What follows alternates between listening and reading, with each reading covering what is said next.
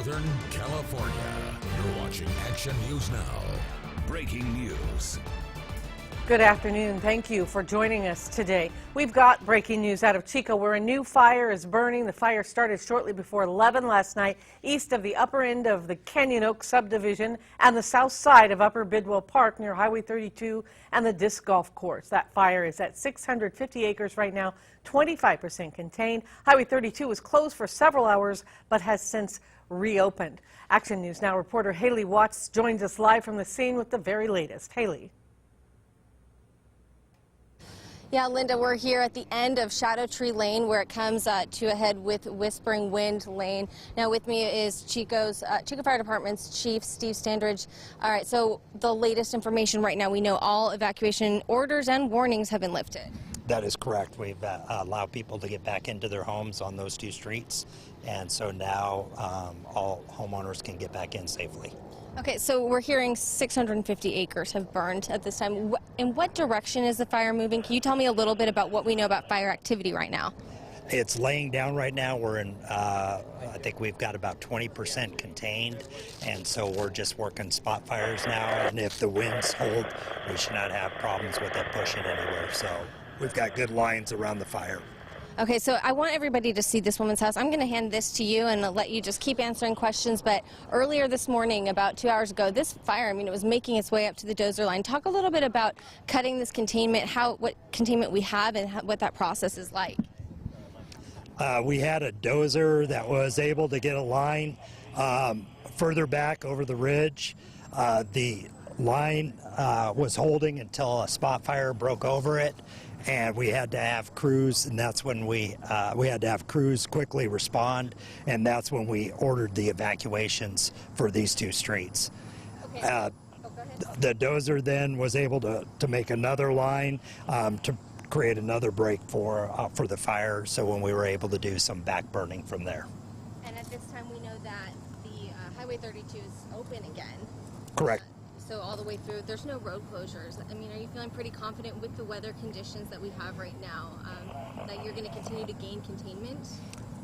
Correct. If the weather conditions remain the same, we don't get high winds or much more heat, then we should be in good shape to continue to get much greater containment around the fire. Okay, Chief, thank you so much. I appreciate you being here for letting people know and keeping everybody safe today. Thank you. And we're going to stay out here and continue to bring you more information about those who have left and how to best safely get home. We'll be out here for you. Linda, back to you. All right, thank you, Haley. Well, Chico police and firefighters went door to door to warn those who live in the Canyon Oaks area along Shady Brook, Shadow Tree, and Whispering Winds lanes. About 50 homes in all were evacuated. These guys have been awesome. They're obviously professionals, and it looks like they'll have saved all our houses. You can see this awesome line they dug behind us, so we're very appreciative of that. It is scary. You see the flames and you see the smoke. We could see the big column of smoke. It was coming out of there, and it was just a lot bigger than what I thought it was going to be. Evacuation orders have since been lifted. And as we mentioned, those evacuation orders were in effect for the overnight hours for about 50 homes, and a Red Cross evacuation shelter was established at the neighborhood church. That's where we find Action News Now reporter Laura Ng, who joins us with details. Hi, Laura. I'm told several families have stopped by here at the evacuation center over the past few hours asking for more information on the fire, but no one officially requested to stay overnight here at the center. Now, like we mentioned before, the center has just been ordered to close, but volunteers were well prepared to offer all sorts of amenities. I'm going to break down for you what visitors here could have expected if they were to stop here at the center. Volunteers offered snacks and water to whoever stopped by. There were also plenty of restrooms available here for those who needed to stay overnight. There were cots available, and breakfast, lunch, and dinner was prepared to be served.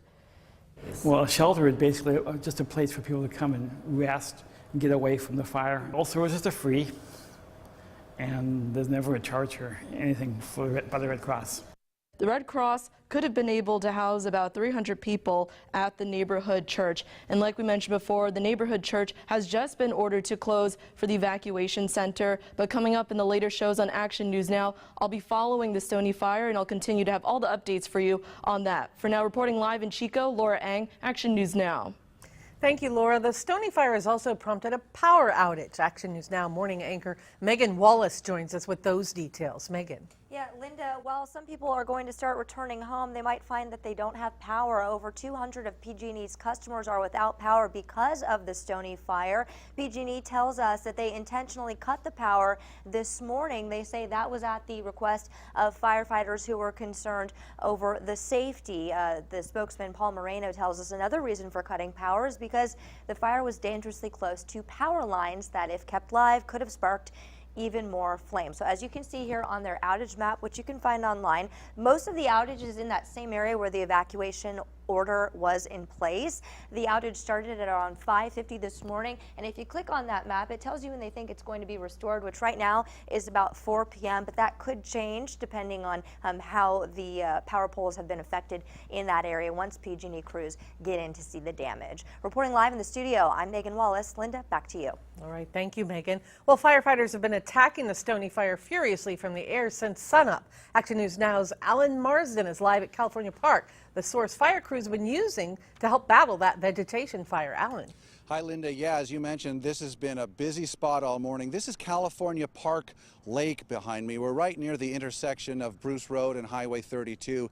And this is where, and I believe we have video to show you that this is where the Sky Crane firefighting helicopters have been coming all morning, back and forth between this lake and the Canyon Oaks neighborhood in Upper Bidwell Park where the fire is burning. But it's really an impressive sight to see close up. In fact, there was quite a crowd gathered here just to see the spectacle. These helicopters swoop in, and within less than 40 seconds, they're able to scoop up more than 2,600 gallons of water, and then away they go. They go up there to the fire up above there, above Canyon Oaks, and they make their drop, and back they come, and back and forth all day long. And obviously, their efforts have been paying off because they are starting, as you have mentioned, to make some significant headway in fighting the Stoney Fire. Linda, back to you.